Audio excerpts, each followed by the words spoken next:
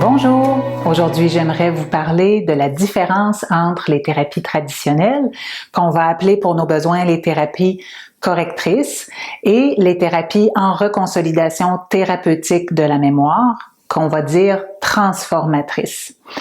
La différence entre ces deux thérapies, d'une manière assez fondamentale, c'est le type de changement qu'on va aller chercher, qu'on va aller créer directement dans la mémoire, directement dans le cerveau, simplement parce qu'on a procédé d'une manière X ou d'une manière Y.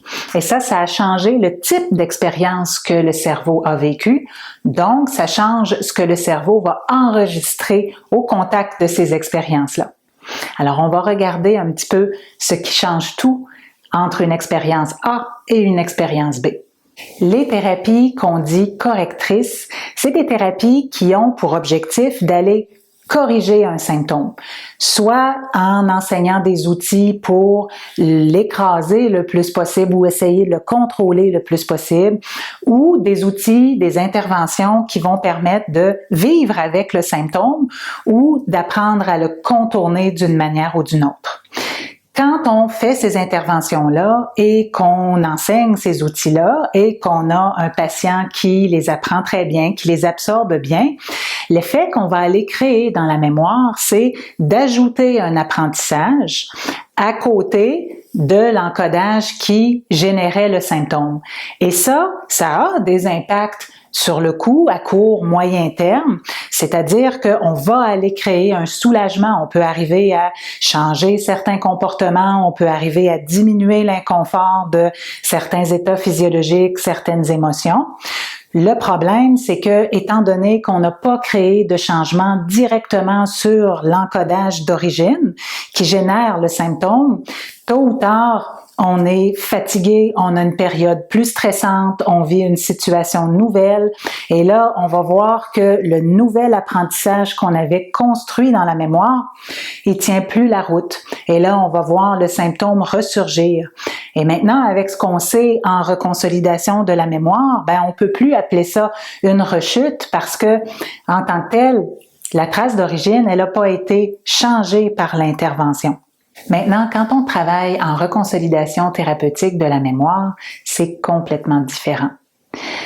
Ce qu'on va faire, c'est qu'on va réunir la série d'expériences que la recherche fondamentale a bien démontrées et chez l'animal et chez l'humain, qui sont absolument nécessaires pour pouvoir aller activer un encodage qui génère un symptôme, l'exposer à des expériences qui vont déstabiliser cet encodage-là et lui permettre de se réécrire au contact de cette expérience-là pour qu'ensuite, quand il se reconsolide, quand il se range dans la mémoire à nouveau, ce soit sous sa nouvelle forme, sa forme transformée.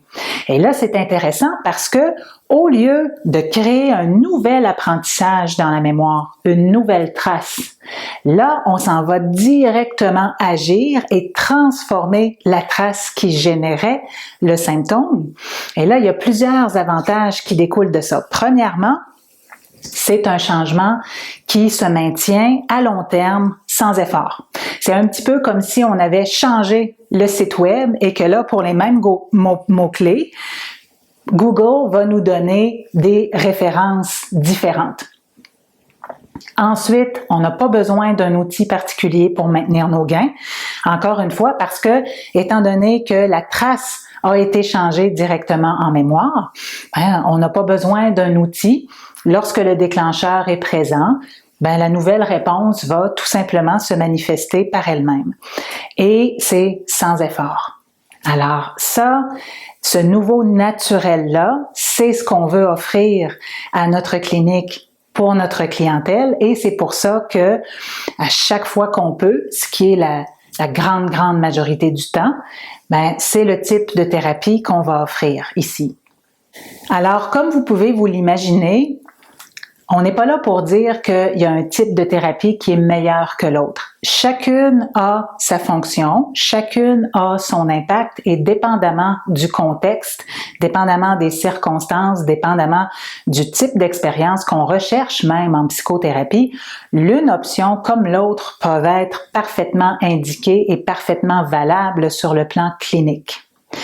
C'est à évaluer évidemment avec votre psychologue. Comme on l'a dit, ici, chez Psychologie Momentum, on privilégie des interventions en reconsolidation thérapeutique de la mémoire parce que on recherche à créer des changements, des transformations qui vont se maintenir sans outils, sans effort à long terme. Alors, j'espère que ça répond à vos questions et je vous souhaite là-dessus une excellente journée.